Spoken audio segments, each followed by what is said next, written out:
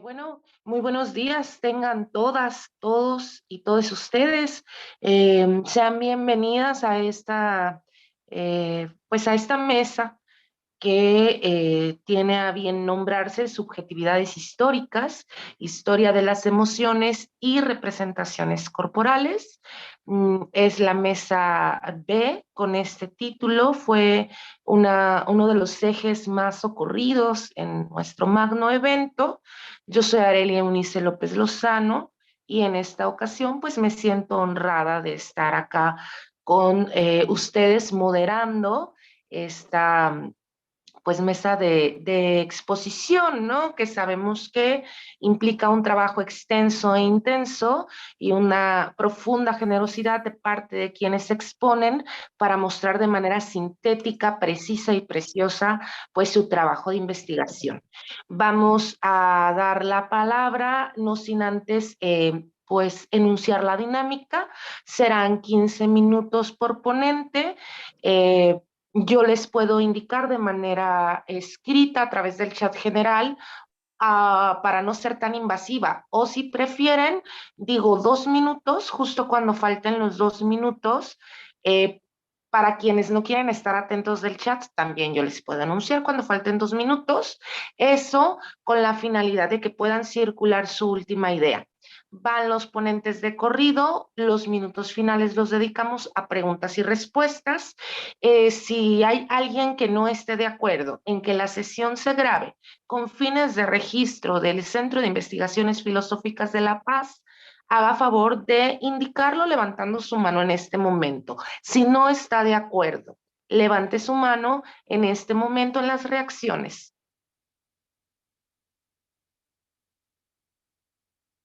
¿Ok? Nadie la levantó. Les agradezco muchísimo Recording su in progress. disposición. Damos comienzo concediendo el uso de la voz a el doctor Francisco Octavio, que comienza a las 10:10 en punto. 15 minutos, doctor. Gracias. Gracias, compañera. Sí solicito que antes de los 2 minutos, aunque sea invasivo, pues me interrumpan, ¿no? Este, no lo veo tan mal la invasión, al menos para mí. Bueno, un gusto estar en este evento. El tema que convoca, pues es bastante urgente a la cuestión filosófica, ¿no? La cuestión del cuerpo, la corporalidad, la corporeidad, las distintas denominaciones que han surgido, ¿no? En ese sentido, pues bueno, mi ponencia que lleva por título una imbricación entre la filosofía de la realidad histórica con la filosofía de la corporeidad. Lo que estoy intentando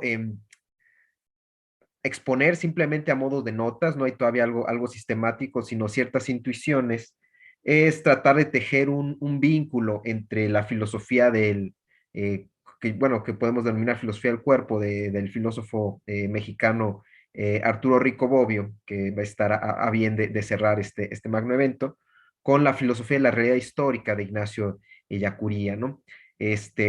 Revisitando los textos de ambos autores, empecé a intuir que hay ciertos vínculos que pueden ejercerse y complementarse, ¿no? Sobre todo en el entendido de que el Ellacuría no es un autor al que le haya dedicado gran tema o gran interés a la cuestión corporal, ¿no? Un poco recordando la vida de este autor, que fue un filósofo de origen vasco, aunque radicado en El Salvador, también teólogo de la liberación, asesinado en 1989 junto con los otros mártires de la UCA.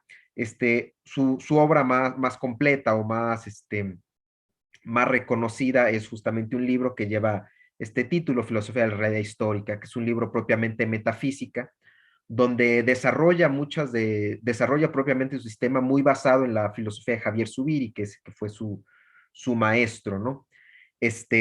En ese sentido, me interesa digo, el libro habla de muchas cosas, sin embargo, me interesa retomar, al menos al inicio de esta breve intervención, cómo él va entendiendo el proceso de la generación de la realidad, ¿no? En el entendido de que él no concibe, porque justamente realidad histórica, él no concibe que haya una distinción o una total escisión entre la naturaleza y la historia, ¿no? Sobre todo centrados en la historia humana, ¿no? sino que por el contrario, una especie de encadenamiento o de consecución de distintas maneras de realidad. En ese sentido, una manera que se ha pretendido como de explicar de manera un tanto sencilla, o al menos no tan complicada, su propuesta, va en el sentido de imaginar 5 niveles de realidad como si fueran englobados como una especie de cebolla, ¿no? Donde en el núcleo estaría una realidad que sería la puramente material, y después de ello, eso posibilita y genera otro tipo de realidad que sea la realidad biológica, ¿no? A partir de eso se generan igual nuevas posibilidades y el azar tiene un papel importante, así como la estricta imprevisibilidad para generar en un tercer nivel una realidad propiamente personal, después la social y después la histórica. En ese sentido se intenta desvincular o romper con ciertos binarismos, unos que dirían que entre la historia, o que podemos llamar inclusive cultura, hay una ruptura absoluta con la naturaleza, y la otra que sea como una visión un tanto más mecanicista o incluso biologicista, que a veces vemos en las ciencias naturales, el querer concebir que todo acto social, pues a final de cuentas remite a cuestiones biológicas, ¿no? O que remite a cuestiones incluso químicas, es que todo es química, ¿no? He escuchado por ahí a ciertos profesionistas que las expresiones sociales pretenden reducirlas a eso, sin negar las implicaciones que hay de esas formas de realidad en todo el proceso social, sí, y en el proceso también histórico, pues. Sin embargo, también y es de alguna manera como empieza a formular su idea de liberación, él también vinculado a este debate de la liberación y de las filosofías para la liberación, este, que también implica el hecho de ir generando un rompimiento, o más bien una especie de menor dependencia con los niveles previos de realidad, ¿no? Lo que él denomina la altura de la realidad, ¿no? Pero nunca hay una trascendencia total, sino que más bien esa vinculación es la que posibilita nuevas posibilidades, ¿no? Digo, de entrada me parece algo bastante sugerente la propuesta ellacuriana, y a partir de ello, digo, cuando hice la propuesta de esta ponencia, no había encontrado, no reconocí este texto hasta recién que lo leí, de Arturo Andrés Roy, que lleva por título Naturaleza, Corporeidad y Liberación, y donde, bueno, hace un abordaje el propio Roy retomando las cuestiones eh, de autores clásicos, de la Grecia clásica, de los cínicos, epicúreos, respecto a la cuestión del cuerpo, y remata con Ellacuría. Entonces me pareció como bastante iluminador el hecho de que alguien yo hubiera pensado, claro, con mucha mayor maestría que un servidor, pero esta misma intuición, que en Ellacuría hay las posibilidades para eh, generar una filosofía del cuerpo, aunque no le hubiese dedicado tanta atención a esta temática, ¿no? En ese sentido, encuentro también una vinculación muy notable, y él ya centrándose en este asunto pues, del propio Rico Bobbio, sobre todo en este texto ya viejito, pero creo que muy vigente, y si por ahí hay alguien de alguna editorial escuchando, pues sugiero que lo vuelvan a publicar, las fronteras del cuerpo, donde establece un montaje evolutivo, y donde igualmente, de alguna manera muy similar, está encontrando que no hay un rompimiento entre estas distintas eslabones, que quizás pudiésemos llamar, o momentos del proceso evolutivo, que él establece que son, me parece que son 7, 6, que es el energético, químico, celular, orgánico, social y personal, ¿no? Bueno, aunque ahí habría un desfase, porque para Yacuria primero es lo personal y hasta después lo social, y para Rico Bobbio es invertido, ¿no? Digo, eso ya requeriría un análisis mucho más fino, pero lo que ahorita me interesa rescatar es cómo es esta misma lógica en la que se van generando nuevas posibilidades, pero nunca hay un rompimiento total con esta cuestión, ¿no? Y al mismo tiempo, a lo que apela Roig a partir de Yacuría, y de alguna manera, al concebir Rico Bobbio, al concebir la cultura como una especie o nueva forma de la corporalidad, es que hay una integración, o hay que apelar a una integración entre la propia naturaleza y la propia historia, ¿no? En vez de pretender o superar por completo la naturaleza, o bien negar la historia y la cultura para volver a la naturaleza, más bien se trataría de un interés por integrar ambas, recuperándolo, o visibilizando sin pretender negar esta cuestión natural, al mismo tiempo asumiéndonos también como sujetos históricos, ¿no? Entonces vamos caminando con dos pies que son profundamente necesarios en tanto a la naturaleza y la historia, ¿no? En ese sentido, retomando un poco esta cuestión de la altura de realidad de la que habla Yacuría, es interesante cómo se van generando nuevas posibilidades también en la propia realidad histórica, ¿no? Incluso las propias edades en las que se ha pretendido dividir la historia humana, inclusive también la historia de la filosofía, entre edad antigua, medieval, moderna. Podemos criticar este esquema, pero lo que estamos de acuerdo, o lo que podemos estar de acuerdo, es que en cada siglo o en cada momento se van acumulando las creaciones no solamente físicas, tecnológicas, sino también intelectuales, lo que van generando a sí mismo y desplegando nuevas posibilidades, ¿no? En ese sentido, podemos insertar la cuestión de las mediaciones culturales que ha establecido el propio Rico Bobbio, ¿no? Perdón, de las valencias corporales, ahí me confundí, de las valencias corporales y cómo se van obteniendo distintas adecuaciones o concreciones a partir de los distintos momentos de la historia, ¿no? No era aunque, si bien las valencias corporales están integradas tanto por necesidades y capacidades, si bien las necesidades podemos decir que son estables, que remiten a lo biológico, las formas de concretarlas y las formas en cómo de satisfacerlas más bien, pues remiten también a las cuestiones de la altura de la realidad, ¿no? Hay distintas opciones dentro de un momento propiamente moderno al que las subo de un momento medieval, ¿no? Por ejemplo, y asimismo las capacidades para satisfacerlas pues remiten a otro tipo de lógicas, ¿no? Ahí simplemente a modo de comentario, considero que, por ejemplo, la figura de derechos humanos, interesada tanto por estos tres autores, pudiese ser como una especie de capacidad que fue generada a partir del momento moderno y que al mismo tiempo posibilita una actuación distinta para los sujetos humanos, siempre apelando a la condición corporal, nunca dejándola de lado, ¿no? Y bueno, un poco también otra idea que me interesa también ir esbozando es la cuestión de que Rico Bobia el cuerpo como la totalidad de lo que somos. Y no solo se está refiriendo a integrar el cuerpo, o este cuerpo físico, orgánico, con la psique, ¿no? Es decir, que no tenemos un cuerpo, sino que somos un cuerpo, lo cual de entrada es bastante potente, sino también el hecho de pensar el cuerpo de una manera mucho más colectiva, como decía, pensando la cultura también como una forma de corporalidad. Eh, en ese sentido también ahí, y es donde yo más he localizado, que Yacuría se centra en la cuestión corporal, cuando habla del cuerpo social, ¿no? Ahí remite mucho a Javier Zubiri, pensando, sí, si bien hay distinción entre no podemos o caer en este error de concebir a la sociedad únicamente como en otras perspectivas, organicistamente como un cuerpo, como si, no sé, el presidente fuera la cabeza, las fuerzas policiales fueran las manos, los obreros fueran los pies, no bajo esa lógica, pero sí que tiene una estructura, o sea, las sociedades no son simplemente la agrupación de individuos, sino que hay una correlación y distintas formas dinámicas en las que se dan, y ahí otorga, si no mal recuerdo, son 6, 7 características que tiene el cuerpo social y donde opera fuertemente el papel de la cultura y al mismo tiempo se van modificando estos distintos cuerpos sociales con sus propias dinámicas. Sin embargo, aclara, pero esto no es meramente la especie. O sea, si bien la especie remite a algo mucho más biológico, el cuerpo social ya está integrando otras formas de dinámicas, ¿no? Este, y otras formas también inclusive de jerarquías que pueden devenir en situaciones de dominación o bien de liberación, ¿no?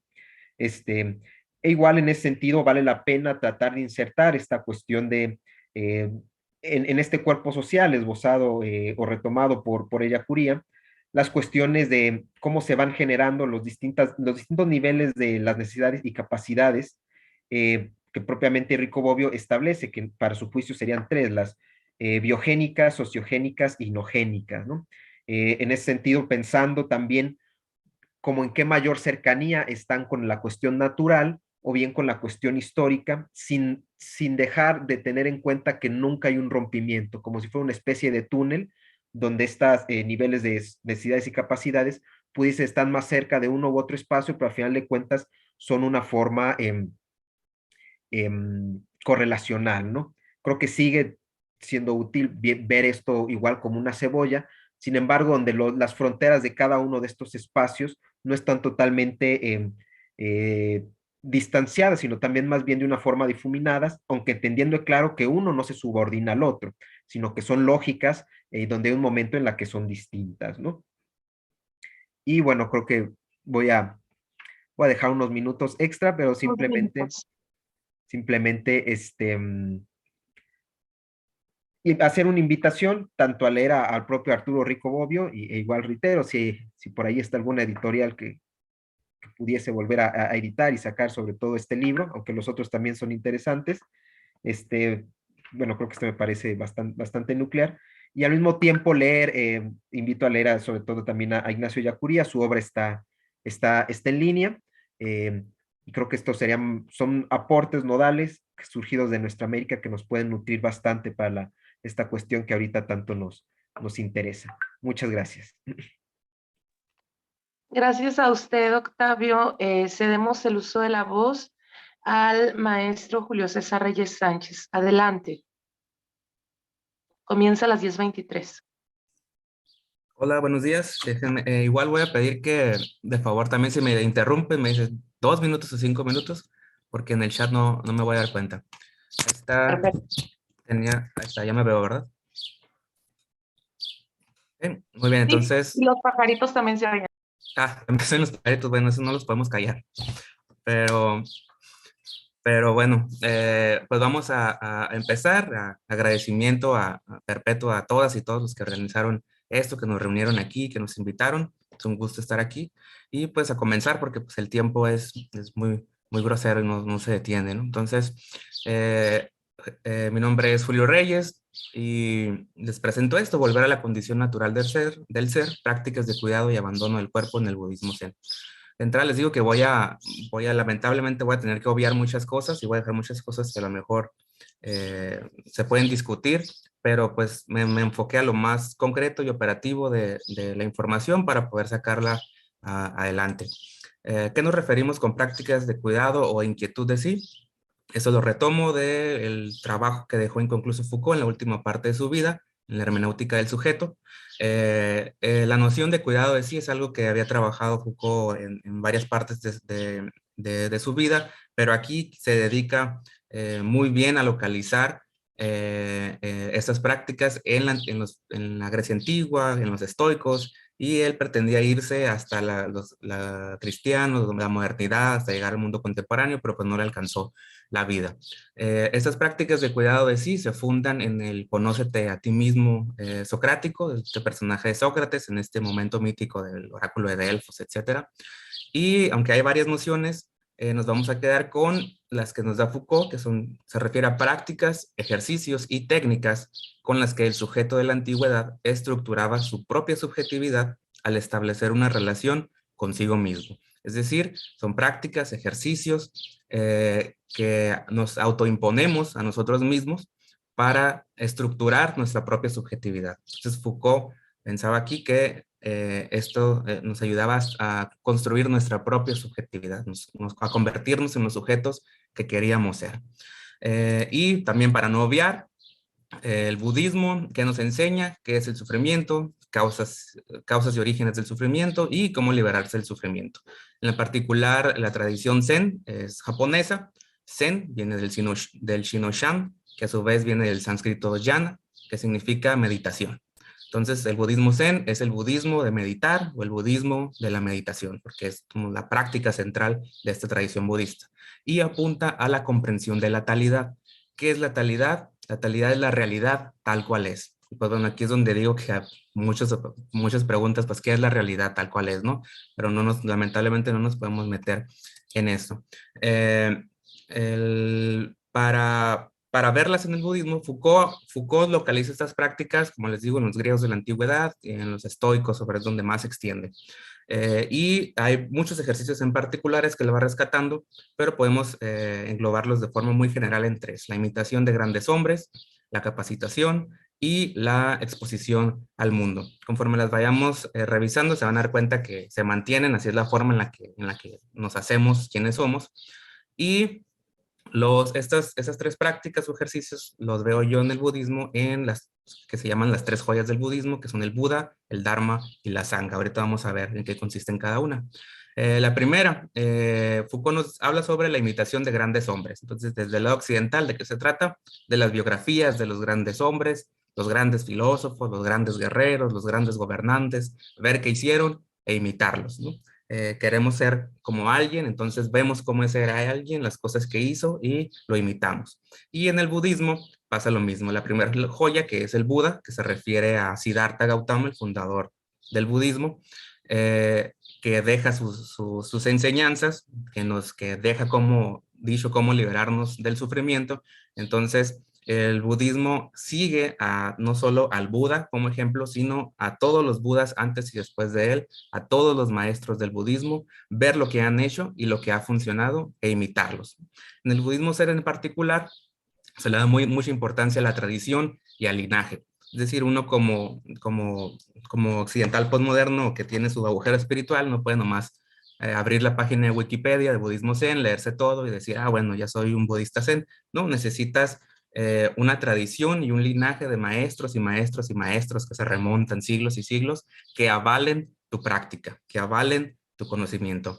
Entonces también ahí vemos la imitación de grandes hombres, y también en el budismo zen en particular hay una relación muy estrecha con el maestro. Para practicar el budismo zen necesitas también necesariamente, no indispensable, pero al menos sí necesariamente un maestro que ya haya pasado por donde tú, que haya recorrido ya el camino que tú estás apenas recorriendo, por así decirlo, ¿no? Entonces, esta es la primera práctica. La segunda es donde la que más atañe al cuerpo. Por el lado de Occidente tenemos capacitación, que es la lectura, que es el aprendizaje. Si lo movemos a hoy en día, ¿no? Si nos interesa el tema del cuerpo, pues leer sobre el cuerpo, prepararnos, buscar a los filósofos, ir a sus conferencias, ir a la escuela, posgrados y posgrados, la capacitación. La capacitación intelectual, sobre todo. Pero en el budismo zen en particular tenemos una práctica que se llama Zazen, que es la práctica por excelencia del budismo zen. Para el budismo, el Dharma, que son las leyes del Buda, las enseñanzas del Buda, no las leyes, las enseñanzas del Buda se entienden a través de la práctica. No basta con memorizarte los libros, los sutras, ver conferencias. El Zen tiende a dejar de lado el ejercicio intelectual, a dejar de lado la construcción de conceptos y el razonamiento y las discusiones mentales, lo intercambia por la práctica. Es decir, las enseñanzas del Buda se expresan a través de la práctica y se logran en la práctica. Para esto es necesaria una disciplina y un cuidado del cuerpo. El cuerpo entendido como sustento de la práctica del budista. No quiere decir de volverte fit, ir al gimnasio y lo que sea, sino cuidar tu cuerpo, nutrir a tu cuerpo, con comida saludable, con ejercicio, evitando la entrada de sustancias venenosas o nocivas que alteren los estados mentales. Cuidar tu cuerpo. En el budismo no hay una separación entre mente y cuerpo. Entonces, si dañas tu cuerpo, estás dañando tu mente. Si dañas tu mente, estás dañando tu cuerpo. No hay separación. Y incluso la comida, a lo mejor si uno empieza a disfrutar mucho un taquito o una cucharadita de pozole, si lo estás disfrutando, estás generando un apego, ¿no? La comida, dice el budismo zen, es para nutrirte, no para estimularte. Entonces, hasta en eso se tiene que cuidar el cuerpo. ¿Y qué es el zazen? El zazen, zen, vimos que es meditar o meditación, y el sa es sentado. Meditar sentada, meditación sentado. Aquí es donde más se ejerce un autocontrol de nuestro cuerpo. Necesitamos una postura correcta que está muy explícita en los textos budistas, desde cómo sentarte, la posición de las manos, tu lengua, tus ojos, la posición de tu cabeza, tu espalda, todo está como bien, bien, bien, así para que tú lo puedas leer como una receta de cómo hacer zazen, ¿no? Hay un cuerpo correcto, hay una tensión correcta, que sobre todo a los principiantes se les dice que se concentren en la respiración, nada más respiración, una intención correcta, es decir, uno no se sienta a reflexionar, a pensar, resolver problemas, a construir conceptos, ni siquiera pensar sobre qué es el nirvana o el Buda o conceptos de esta religión, sino se sienta a hacer zazen sin una visión utilitaria, sin buscar algo, sin intentar lograr algo, sin intentar convertirse en algo, simplemente atender a la respiración. Y no hay una forma de respirar, es la respiración natural. Si empiezas a manipular tu respiración, ya estás fallando en el zazen, ¿no? Y se suele entender aquí en Occidente la meditación como una cosa donde uno se enajena y y como algo muy egoísta, donde uno se concentra en su propia mente y nada más está como dentro de uno mismo, pero es lo contrario. La meditación Zen en particular, requiere una presencia absoluta. No te...2 minutos. Ah, gracias. Bueno, entonces vamos muy rápido. Eh, no compartí pantalla nunca, ¿verdad? No, No. pero intuyo que si no llegaron los otros 2 ponentes, podemos completar, tranquilos. Ok, Si están los entonces, otros 2 ponentes, levanten la mano, por favor, como Ya llegó reacción para yo Serna, tomar nota. ya llegó Gracias. Serna. Ok, adelante. ok, entonces ya para lo último vamos a compartir la pantalla, ¿ya se ve? ¿Sí? Ok, Sí, entonces estábamos aquí. en que la meditación no es enajenarte del mundo, Sí, sino todo lo contrario, ¿no? una presencia absoluta, es de todo lo que te rodea, de cada sensación, y no detenerse en ningún pensamiento, como un flujo de pensamientos, etcétera. No requiere como mucho ejercicio y mucho control de tu postura, de tu cuerpo, de tu respiración, etcétera. ¿Qué se logra con esto? Se logra un estado donde se disuelve la separación entre sujeto-objeto, entre mente-cuerpo. Estos se les llaman como experiencias de totalidad o experiencias ya como de meditación avanzada, donde logras como esta conexión y esta comprensión de la realidad tal cual es, que podríamos llamarla como de una interdependencia o interconexión entre absolutamente pues todo, ¿no? Por eso se le llama como una experiencia de totalidad donde sujeto y objeto quedan disueltos, quedan hechos uno, ¿no? Se experimenta tal cual es las cosas. Y el último ejercicio, que es la exposición al mundo, en el lado Foucaultiano, que es lo que estamos haciendo justamente ahorita, exponer nuestras ideas, sacarlas al mundo, confrontarlas, etcétera. Y en el budismo en particular vive dentro de la sangha, que es la comunidad budista. No necesita ser un monje para pertenecer a una sangha, puede ser un laico y pertenecer a una comunidad de budista. Y no se expone en nuestro conocimiento o nuestro aprendizaje del budista, no se expone a través del ejercicio intelectual, estamos haciendo, sino precisamente con nuestro comportamiento. El budismo es una práctica solitaria, requieres de una comunidad, se muestra a través de actos de compasión, las enseñanzas no se discuten, sino que son actuadas, son vividas, y la cotidiana es donde se expresa nuestro estado verdadero. Si ahorita ustedes me insultan a mi ponencia y yo me enojo y pretendo ser como un niño, muestra que realmente no lo puedo conocer a la Z cada partícula del budismo, pero si no lo puedo expresar a través de mi vida, cuerpo y de mi práctica, no es cierto. Y tenemos, ya por último, sobre encarno eso, Ultimísimo.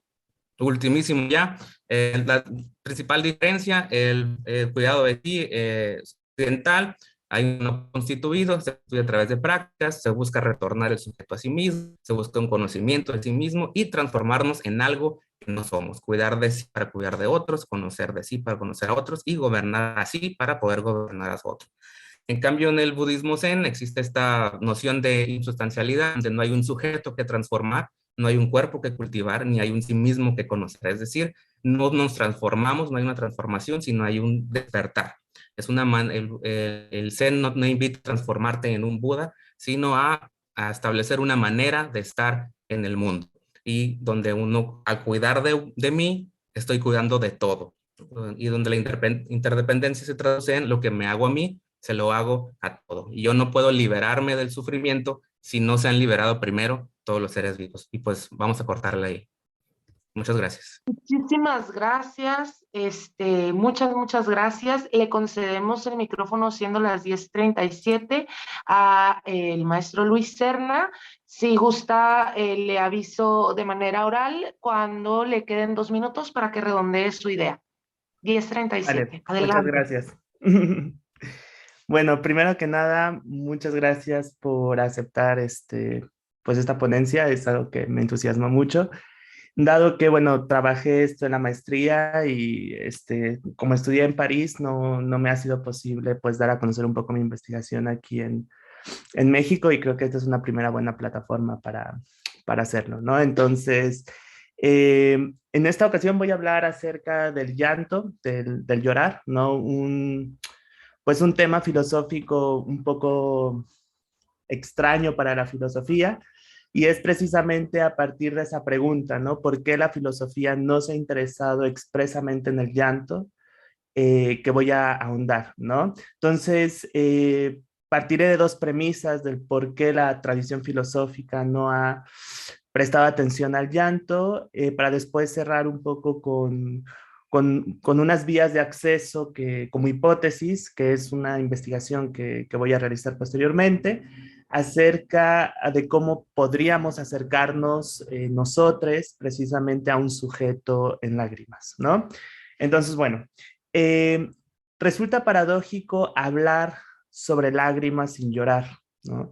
Y aún en el esfuerzo de hacerlo, y habría que preguntarnos si yo ahora lloro y hago esta ponencia en llantos, habría que preguntarnos si esas lágrimas que yo vertiría serían un llanto verdadero, ¿no? ¿No? Pero bueno, aún en el esfuerzo de hacer una conferencia llorando, pues no lo lograría del todo, ya que se cortaría mi voz y me resultaría imposible pronunciar algunas palabras, ¿no? Habría un segundo impedimento, que es, debo de leer estas hojas en las cuales reposan mis ideas, y si lo hago llorando, pues no vería con claridad las letras, ¿no? Y a riesgo de equivocarme, prefiero no hacer esta conferencia en llanto, ¿no? Así que mejor me voy a proyectar en el performance de Vaya Nader, que se titula I'm Too Sad to Tell You, el cual dio nombre a esta presentación. Entonces, en 1970, el artista llega a su estudio, pone la cámara y en soledad llora durante aproximadamente 4 minutos, registrando un video y una serie de fotografías. No sé si pueden presentar pantalla, ¿sí? Okay. Sí, adelante. En 1970 entonces llega el artista al estudio, pone una cámara, en soledad llora durante aproximadamente 4 minutos y registra estas fotografías junto con un video. Terminando la acción, Vaya Nader deja el estudio y vuelve a casa. El artista jamás dijo el porqué del llanto, solamente contamos con un indicio. Ajá. El llanto fue provocado por una tristeza extrema, la cual no pudo ser articulada en palabras, así que el artista decide verterla en lágrimas. En esta acción podemos encontrar varias de las características que involucran al llanto y de las cuales pueden ser una vía de acceso para pensar el llanto filosóficamente. Por ejemplo, la soledad, la confesión, la vergüenza, el género, el autorretrato en lágrimas, entre algunas otras.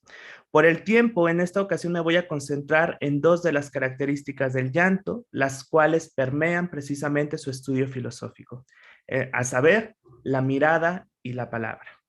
Así voy a tratar de resolver la pregunta, ¿por qué la filosofía no se ha interesado por el sujeto en lágrimas? Para después proponer una vía de acceso a acercarnos a este sujeto en llanto. Entonces, si vemos la obra de Vaya Nader, pero también podría ser la obra de Frida Kahlo, de Francis Bacon o de Tasha Tiley, nos vamos a percatar dos de las características del llanto. Uno, no se ve con claridad, y la segunda, no se puede hablar. La primera va en contra de toda una tradición filosófica que a partir del Platón se encuentra del lado de la visión clara, el ver con claridad. Solo para recordar, dice Platón en la República, cito, dentro de lo conocible, lo que está en juego es la idea de bien, aunque nos es difícil verla.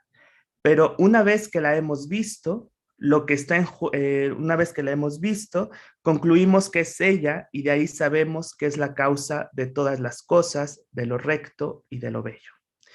Como esta, en la República vamos a encontrar múltiples imágenes donde la visión es la parte central del argumento filosófico. Ajá. Esta metáfora del ver con claridad atraviesa toda la historia de la filosofía, Descartes, Hegel, hasta Merleau-Ponty, quien piensa no solo en un ojo óptico, sino en todo el cuerpo como un gran ojo, ¿no? Y cito la fenomenología de la percepción cuando dice que la verdadera filosofía consiste en reaprender a ver el mundo, reaprender a ver el mundo, ¿no? Entonces, así, el paradigma filosófico ha consistido en ver con claridad, ¿no? Pero, ¿qué es lo que pasa cuando lloramos y vemos más bien con opacidad, ¿no? ¿Qué es lo que pasa cuando no logramos ver y más bien nuestra mirada es opaca? Así son pocos los filósofos que en la tradición se han enfocado en el llanto desde la mirada opaca. Pienso en un primer momento en San Agustín y en las Confesiones, quien a partir de la muerte de su amigo y de su madre llora buscando piedad en Dios. Este es el gran ejemplo paradigmático para hablar del llanto en la filosofía, pues la mirada no solamente es una mirada externa, sino una mirada opaca hacia sí mismo, que es la mirada de la confesión y del autorretrato. Es así como encontramos una primera forma de pensarnos a nosotros mismos y a los otros como sujetos en llanto, pues una confesión siempre se da hacia el otro, aunque ese otro sea yo mismo, ¿no? Así las confesiones y los autorretratos, hay una fisura ontológica que tiene lugar, o bien en el momento que posamos nuestra mirada en el espejo, o bien en el momento en que se empieza a escribir en una primera persona del singular, es decir, en yo. María Zambrano, quien se confiesa en todos sus textos, escribe precisamente que, cito, la confesión comienza siempre con una huida de sí mismo. Parte de una desesperación, su supuesto es, como el de toda salida, una esperanza y una desesperación. La desesperación es de lo que es, la esperanza de algo que todavía no se tiene. La esperanza es de algo que todavía no se tiene, aparezca, ¿no? Cierro cita. El problema ontológico descrito por María Zambrano tiene una formulación similar en San Agustín, cuando escribe en varios momentos de sus confesiones que, cito, me había convertido en un problema para mí mismo, ¿no? Cierro cita. Convertirse en un problema para sí mismo significa entonces que tenemos la capacidad de pensarnos y precisamente concebirnos como un otro. Lo interesante, como les decía, es que precisamente en San Agustín ese pensarnos a nosotros mismos, pues es en opacidad, no es como en Descartes, precisamente que el paradigma del cogito ergo sum, del pienso luego existo, pues se da o se pretende que se dé en claridad, ¿no? Agustín continúa, y me pregunté en mi alma por qué estaba triste y me preocupaba tanto, y no imagino nada para responderme. El alma, según Agustín, es el elemento del humano que siempre está al lado de Dios, lo cual provoca que siempre que haya una huida en sí, el alma intervenga. En varios momentos de las confesiones literarias y filosóficas encontramos esa huida de sí de la que habla María Zambrano, que provoca que quien escribe se pregunte sobre sí mismo ontológicamente. Ya sea por ejemplo, en los acontecimientos que cuenta Agustín y que devinieron un problema filosófico de sí mismo, es decir, la muerte de su amigo y la muerte de su madre, y en ambos casos las lágrimas tienen un lugar catártico, ¿no? Que sería otra vía de acceso para pensar precisamente el llanto, la catarsis. Pues mientras se llora, y esto lo dice Agustín, el alma descansa. ¿Ah? De ahí que se conciban a las lágrimas como un don, pues es un regalo espiritual, el cual alivia las aflicciones de un corazón caliente. Y aquí viene precisamente el tema del don, ¿no? Que a partir de la tradición francesa, a partir de Mauss y de todo el estudio antropológico precisamente del don, pues tiene una vía de acceso, pero como veíamos precisamente en la conferencia magistral, pues quizás la tradición filosófica ha perdido un poco pues el estudio de la trascendencia y no se puede pensar el don sin pensar precisamente el tema de lo trascendente, ¿no? Entonces, creo que hoy en día que hay un auge, por decirlo de alguna manera, de pensar la trascendencia filosófica, pues también ya se está abriendo al estudio del don y del llanto. Entonces, hay que pensar precisamente que las lágrimas se tratan de un don, ¿no? Entonces, el don llega, es un acontecimiento, no podemos controlar la temporalidad del don, nos excede, ¿no? Y esta cuestión del exceso es también muy importante para pensar el llanto, puesto que no solamente excede corporalmente al tratarse de una secreción del cuerpo, sino que excede a los estudios, ¿no? Es decir, quizás los filósofos no se han interesado demasiado por el llanto porque excede al entendimiento, pero también el arte, que sería, digámoslo, la primera vía de acceso para pensar el llanto, pues se ve excedida en muchas formas por el propio llanto, ¿no? Entonces, el exceso creo que está en el corazón de pensar filosóficamente el llanto, ¿no? Entonces, el don no lo esperamos, de repente ahí está. Derrida va a escribir en algún momento que ningún don sin la llegada de un acontecimiento, ningún acontecimiento sin la sorpresa de un don. Esta es la primera relación entre el don y las lágrimas, no las esperamos, ¿no? Las lágrimas no las podemos controlar, llegan en un momento, cuando hay un acontecimiento, las lágrimas surgen y no las podemos controlar. Ajá. Ellas vienen a nosotros. Parece que las lágrimas nos controlan por momentos, ¿no? Son un acontecimiento que está en contra de la temporalidad y aparecen incluso si las queremos controlar. Pero hay una paradoja en el don, precisamente, ¿no? Que lo ha teorizado muy bien Derrida. El don se tiene que dar, ¿no? Es el famoso pardon derridiano, ¿no? El dar el perdón. Si no damos el don, pues se anula el estatuto de don, ¿no? Es una de estas grandes paradojas que trabaja Derrida, ¿no? Eh, el ejemplo importante de este dar el don, en Derrida lo encontramos en la palabra, ¿no? Se habla de una palabra como don, pero al mismo tiempo le damos la palabra a alguien. Entonces, aquí la pregunta sería si le podemos permitir el llorar a alguien, ¿no? Si le damos las lágrimas a un otro. Ajá. El don está con nosotros, pero depende de nosotros darlo, aunque ese alguien a quien se lo damos seamos nosotros mismos, ¿no? Y aquí está el don del llanto que nos los damos a uno, que nos los damos a nosotros mismos en la literatura o en las artes, ¿no? Por eso es que mi presentación también gira en torno a imágenes, ¿no?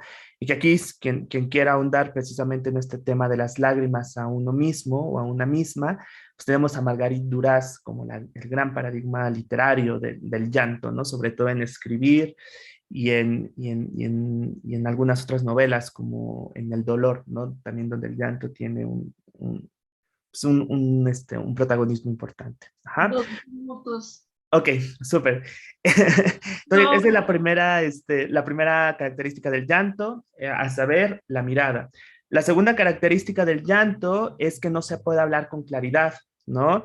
Porque el llanto involucra primero un nudo en la garganta, sentimos algo en la garganta que no podemos expresar, no podemos pronunciar palabras y entonces lloramos, ¿no? Y aquí va en contra de toda una tradición retórica y dialéctica, la cual pone en jaque también el llanto y que nuevamente podemos empezar con Platón, aunque bueno, ahí está Sócrates, el cual, como bien señala Derrida en la gramatología, pues es un primer paso para la filosofía de la voz, esto que Derrida llama la metafísica de la presencia, ¿no? Entonces, bueno, aquí después hago un análisis de la voz y el fenómeno de Derrida, en donde para pensar precisamente el llanto, habría que irnos hacia el signo indicativo, porque las lágrimas indican más no quieren decir, ¿no? Pero bueno, ahí está una hipótesis. Entonces, nada más para terminar, ¿cómo nos podríamos acercar entonces a ese sujeto no hablante, no vidente?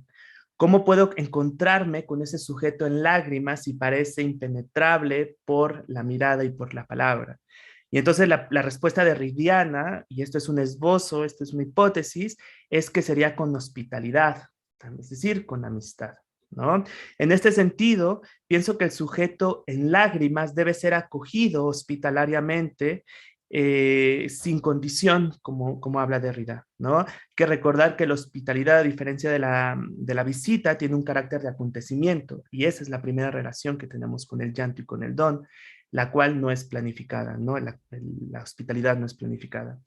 Entonces, esta hospitalidad tiene implicaciones políticas importantes, sobre todo el hecho de que a quien hospedo tiene la capacidad de hacer su propia ley en casa nuestra, ¿no? Esto es lo importante precisamente de la hospitalidad derridiana. Entonces, ¿en qué medida el sujeto en lágrimas, cuando me confronto con alguien que está llorando, pues hace su propia ley, aunque esa ley sea una ley en vulnerabilidad, precisamente?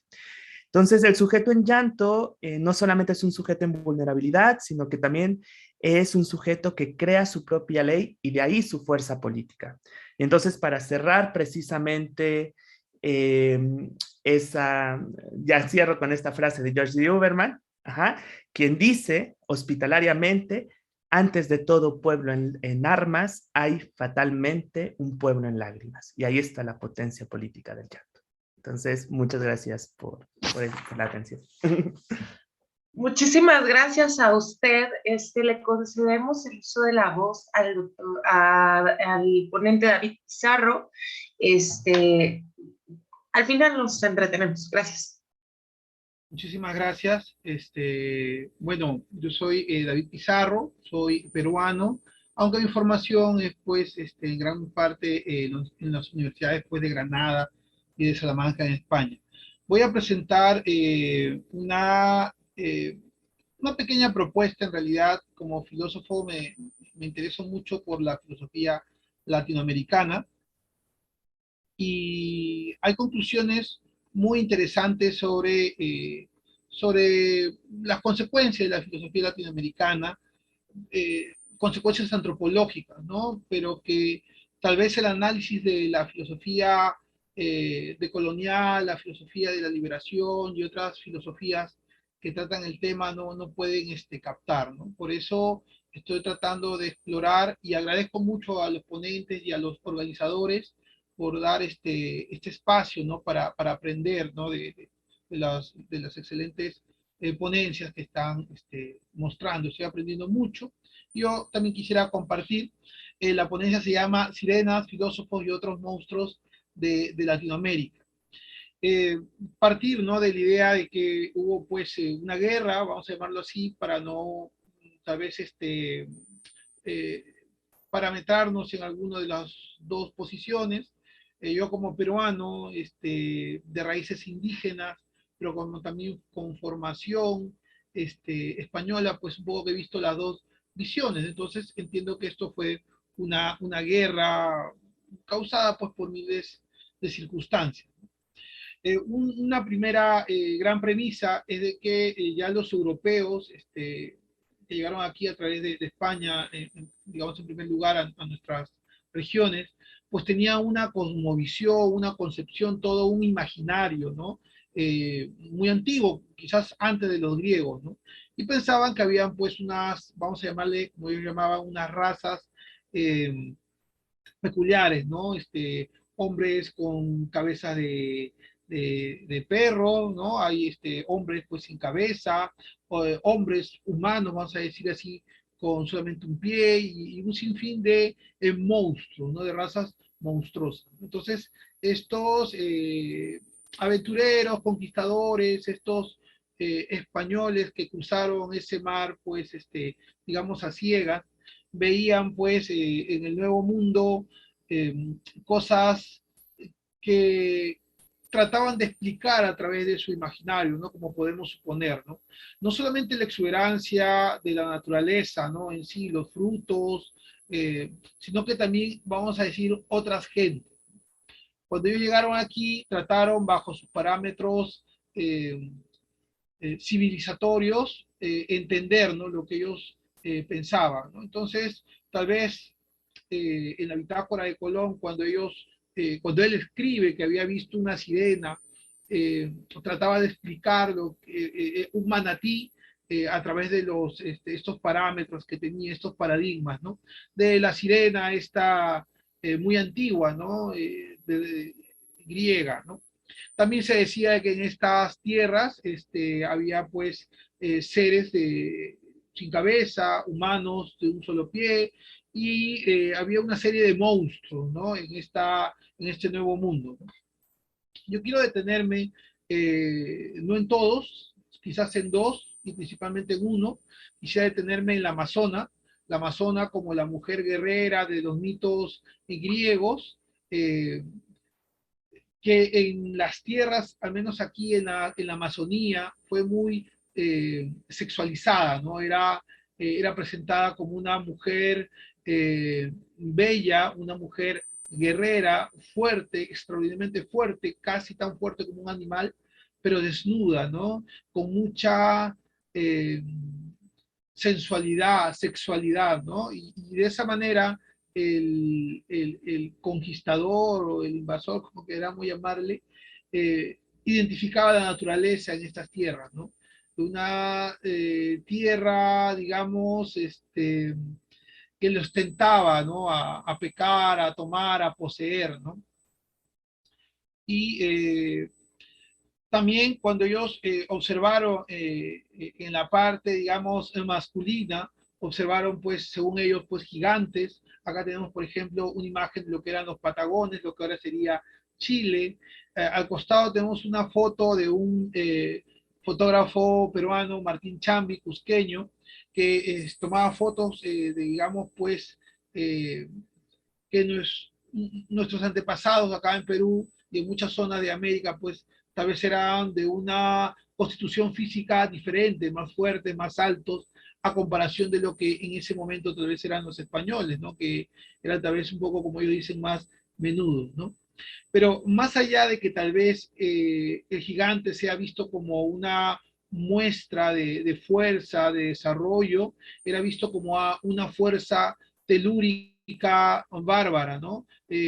Incivilizada, y que por lo tanto debía ser civilizada o anulado, ¿no? Al igual que la Amazona, ¿no? Entonces, el imaginario de los europeos que llegaron aquí, que en un primer momento se maravillaron ante la naturaleza y ante la humanidad que encontraron aquí, en un segundo momento los fueron rebajando a la categoría, o identificando, ¿no? A la categoría de monstruos, ¿no? Eh, También lo hacían los indígenas, ¿no? Los indígenas también hablaban acerca de los españoles como razas de perros, ¿no? El aucasini le llamaban ellos, y pues trataban ellos también bajo sus parámetros. Por ejemplo, en el mundo andino, en toda Sudamérica, la idea de demonio o la idea de diablo no existe, ¿no? Había algo así como un ser llamado Supay, pero que no necesariamente era algo maligno, ¿no? Sino que era parte de la naturaleza, ¿no? Como el día y la noche, un pensamiento digamos, dialéctico, por decirle así, ¿no? Pero que también se intentó, ¿no? Al español ellos lo veían como el retorno de un dios que curiosamente era un dios que los había visitado siglos atrás y pues que era con armadura y con barba y de piel blanca, ¿no? Entonces, en principio no hicieron la guerra contra estos pocos españoles porque pensaban que eran los viracochas, ¿no? Sus dioses. Eh, los antiguos andinos tenían ya la idea de sirena, ¿no? Si bien lo fueron un poco contextualizando, ¿no? Bajo las ideas de la evangelización, ¿no? Católicas, y fueron mezclando un poco los mitos de la Navidad, la idea de Cristo, la idea de demonio, por ejemplo, ya van identificando a su país como algo maligno. Tenían también el concepto de la sirena, ¿no? En las alturas, ¿no? Y si bien eran seres mitológicos y monstruosos, tenían un componente, digamos, mágico, religioso, de benefactor, ¿no? Como parte de la naturaleza. Tanto la sirena como la amazona, por ejemplo, y eso puede ser una línea también de movimientos, de quien quiera seguirlo, este, en ciertas zonas de la Amazonía, acá en toda Sudamérica, sexualiza a la mujer, ¿no? La mujer de la selva peruana, de las selvas amazónicas, brasileñas, colombianas, a veces se idea, sobre todo en Perú, ¿no? Se entiende que es una persona muy proclive, muy, como que tiende mucho al sexo, ¿no? A la sexualidad, ¿no? Eso se llama la hipersexualidad de la amazona, ¿no? Entonces, a través de esta visión de monstruo y de la sexualidad, se establece un dominio, no solamente del cuerpo, sino también de los territorios, ¿no? No solamente una cuestión imaginaria, sino también una cuestión política, ¿no? A través de que, bueno, si eres de la selva y eres mujer, muy probablemente seas muy guapa, pero muy probablemente pues siempre estés deseosa de tener pues relaciones sexuales, ¿no? Y eso se dio mucho también en la invasión española, eh, pero que como que todavía se mantiene a través de ese mito, ¿no? Y acá en Perú, por ejemplo, el culto o la leyenda o a las sirenas, es muchísima, ¿no? Tanto en las selvas, en los ríos de la Amazonía, en el mismo Amazonas, el río Amazonas, pues hay muchos mitos, hay muchos reportajes, leyendas, hay toda una cultura de la sirena, ¿no? Y también pues en las alturas, ¿no? Precisamente estas sirenas que vemos aquí son representaciones, estas nereidas son representaciones de sirenas de iglesias que están en Puno. Puno es la ciudad cercana al lago Titicaca, que supuestamente es el lago más alto del mundo, digo, supuestamente porque se está secando, pero pues tiene el mundo andino sus raíces ancestrales ahí, ¿no? Y está muy ligado a la idea de la sirena. Bien, esto es como una preparación, tal vez, digamos, alejada de la línea que les comenté al principio, pero que es curioso, ¿no? Porque cuando los filósofos empezamos a preguntarnos acerca sobre nuestra efectividad, vamos a decir, y nuestra producción a nivel mundial en el año 60, un filósofo peruano escribe un libro, Salazar Bondi escribe un libro que se llama ¿Existe filosofía en nuestra América?, la cual plantea pues ciertas interrogantes válidas, pero que lo más rico de ahí es la respuesta del filósofo mexicano, ¿no? El cual escribe la obra en respuesta a Salazar Bondi, la filosofía americana como filosofía sin más, ¿no? Donde dice que precisamente preguntarnos sobre nuestra capacidad, sobre nuestra potencia filosófica es cuestionar nuestra capacidad de ser humanos, ¿no? Nuestra capacidad de acceder al logos, ¿no? Lo que nos convierte precisamente a los filósofos, vamos a decirlo así, en unos monstruos, ¿no? En algo antinatural, y por extensión a todos los latinoamericanos, ¿no? Esto en realidad se debatió también entre Bartolomé Las Casas y Ginés de Sepúlveda sobre la humanidad, ¿no? Ya que éramos pues monstruos, ya que éramos pues gigantes, salvajes, caníbales, amazonas, una especie de faunos, duendes, mukis. Entonces éramos pues algo que parecía humano, pero que no era humano, ¿no? Y que tendrían los civilizados, en este caso los europeos, el derecho y la obligación de evangelizarnos o exterminarnos, ¿no? Y que generó luego, a menos la idea de que éramos menores de edad y ser encomendados, ¿no? Lo que a menos acá en Perú se conoce como la encomienda, en la que como éramos pues menores de edad, es decir, no teníamos todas nuestras capacidades humanas, intelectuales completas, pues teníamos que ser tutelados, ¿no? Y eso es un poco lo que quería compartir con ustedes. Hay mucho campo, tanto la Amazona como la sirena, como otros tipos de monstruos imaginarios. Hay monstruos ya contemporáneos como la jarcacha, que es pues una llama, es un bauquénido con rostro humano, que visita las ciudades, ¿no? Las personas acá a veces, yo soy profesor, a veces mis alumnos dicen, me voy temprano porque por mi casa han visto una jarjacha, está en una ciudad, vamos a decir como Ciudad de México, no tan linda en Lima, pero así moderna, ¿no? Y las personas, los estudiantes, a veces piensan pues que está una llama con rostro humano por ahí, ¿no? Entonces, la idea del monstruo está muy pendiente, muy presente, perdón, y pendiente también en el imaginario andino, ¿no? Muchísimas gracias por su atención. Eso es lo que quería compartir con ustedes. Gracias. Hoy iba a comentarle que ya le quedaban 2 minutos. Muchas gracias. Bueno, siendo las 11:06, tenemos, gracias a la generosidad y puntualidad de nuestros ponentes, pues todavía 11:07, algunos minutos para nuestra sesión de preguntas y respuestas. Inquietudes, lo que sea que gusten expresar, adelante, pueden reaccionar levantando la mano y con mucha gusto les doy la palabra.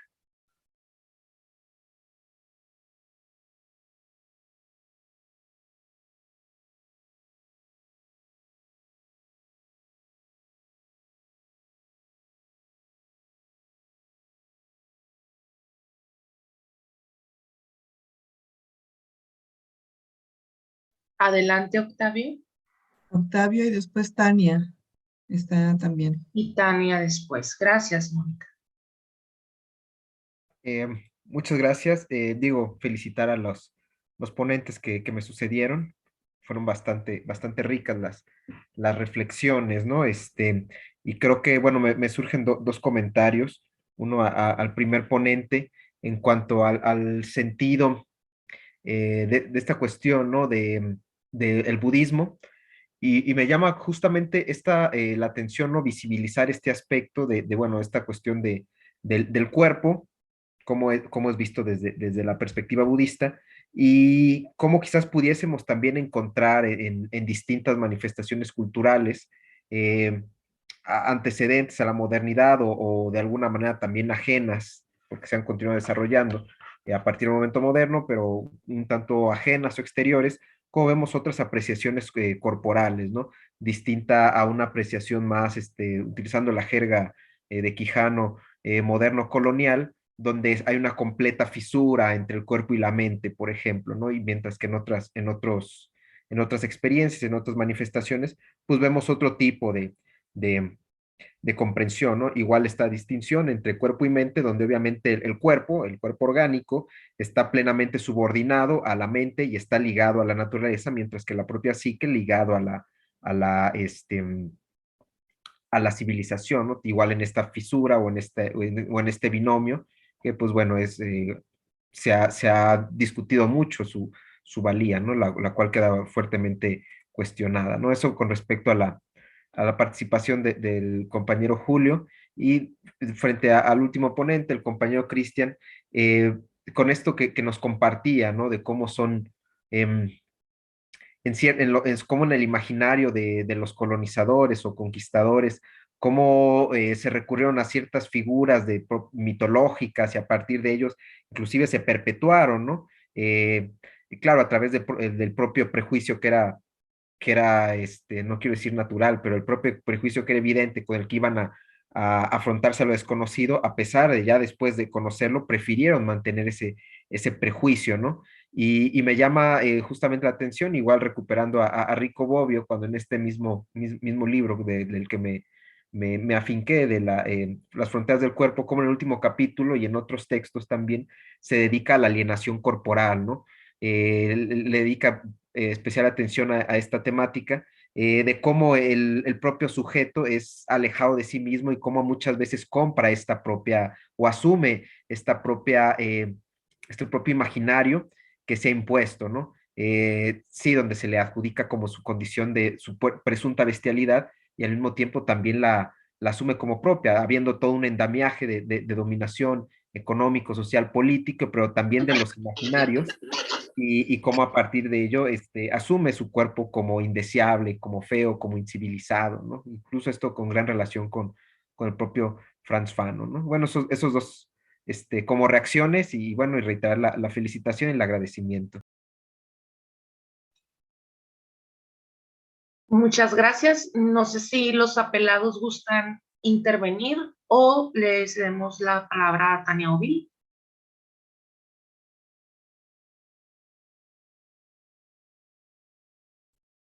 No, pues de nada más agradecer el comentario al compañero Octavio y sí, tiene toda la razón, pero pues no, continuamos. De la misma manera, agradecer su comentario a Octavio. Muchas gracias. Muchas gracias, Octavio. Tania Ovil, abre tu micrófono, por favor. Hola, buenos días. ¿Se escucha bien? ¿Sí? Perfecto, adelante. Bueno, primero que nada, felicidades a todos. Muy interesante todos sus trabajos, pero yo quiero hacer un comentario respecto al trabajo de Luis Serna, que me dejó totalmente encantada. Me dejó muy emocionada porque también me empecé a recordar a mis clases de estética, ¿no? Toda esta parte humana. Y sobre todo porque me dejó como sensible, pero sensible así como llena de emociones cuando iba explicando su trabajo y tal, al punto que dejé de bordar. O sea, así me dejó de emocionada y pues muchas felicidades, la verdad. Y pues ese era mi comentario. Bueno, muchas gracias. Sí, es algo muy, muy interesante el tema del llanto. Por ahí, creo que hay un filósofo que creo que ya murió, no sé muy bien, espero que no le esté matando, pero, de la BOAP, que se llama Raúl Dorra, y tiene un libro precioso, precioso, que es muy estimulante sobre el llanto, que se llama La casa y el caracol. Es uno de los libros más bonitos que yo he leído de filosofía. Y pues muchas gracias, me emociona también que te emocione. Y sí, es verdad que es un tema un poco raro en la filosofía, pero es muy estimulante y creo que poco a poco se está trabajando más acerca de las lágrimas. Y sí, tiene mucha relación bueno, la vía de acceso que yo le doy es del arte. Pero sí, pues muchas gracias, no tengo más que decir. Hay Muchas comentarios en el chat, Ari. gracias. Justo para allá voy, Mónica. Era lo que iba a decir, me voy a permitir llevar a cabo los comentarios, darles lectura. Dice por acá Luis Arturo, la simbólica de la carne en la escritura de Sahagún, la colonización de los cuerpos indios en el siglo XVI, Miguel Ángel II. Dice por acá Humberto Byung-Chul Han en su libro Muerte y Alteridad, dedica algunas páginas muy agudas al análisis filosófico del llanto y las lágrimas, tanto en Kant como en Hegel negativamente, como en el rescate que el propio Han hace del llanto como liberador del yo y del individualismo. No sé, Luis, si guste comentar algo al respecto. No, pues muchas gracias por la referencia. La verdad no conocía esas páginas de Ban Yun Shan. Y bueno, bastante interesante porque pues generalmente tanto Kant como Hegel pues son filósofos que no lloran, ¿no? Spinoza tampoco llora. Yo pensé que iba a encontrar cuando empecé a hacer mi investigación muchas cosas en Spinoza, tampoco encontré en Spinoza y me tuve que ir con esos filósofos un poco de la trascendencia, un poco raros, como San Agustín, Derrida sobre todo, Ellen Sixus, ¿no? Las mujeres también están trabajando mucho sobre el llanto, también y hay una vía de acceso interesante a las chicas que les interesa el llanto. Eh, pues Sixus, Malabú, Lucy Irigaray, todas estas feministas, ahí hay un montón de cosas que hacer en términos del llorar, ¿no? Entonces, Sí, es interesante. sí, aunque estoy moderando, me voy a permitir darme la voz a mí misma para intervenir, bueno, agradeciendo, no voy a hacer la del agradecimiento general, ese es al final, específicamente para usted en la temática del llanto, me parece sumamente importante y pertinente tomando en cuenta que hay importantes desarrollos en torno a la ética del cuidado, ¿no? Todo esto que tiene que ver con el pensamiento cuidadoso, las apuestas éticas de algunos movimientos sociales pues vigentes y que están en pleno pálpito, ¿no? Los feminismos, la diversidad, toda este movimiento práctico, ¿no? Que tiene esta práctica de calle fundamentada en importantes teorías, ¿no? Y recuerdo incluso haber en algún momento cursado